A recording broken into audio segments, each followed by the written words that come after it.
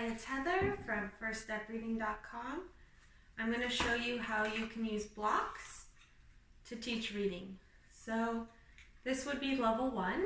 I took a block that I had at home and I used a permanent marker and I wrote the word cat on it.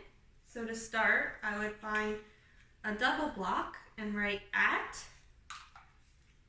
and then she'd have to make the word that is below.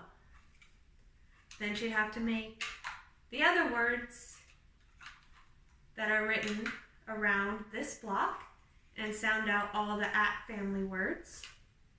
And on the back is the add family words. So I can make these blocks with whatever word family I want her to practice. Also, if I want her to practice a variety of word families, I can use the individual blocks. And that way, I can change them and it becomes different word families if I change the ending. And I also can change the vowel. So those are different ways you can use blocks for your child to practice reading.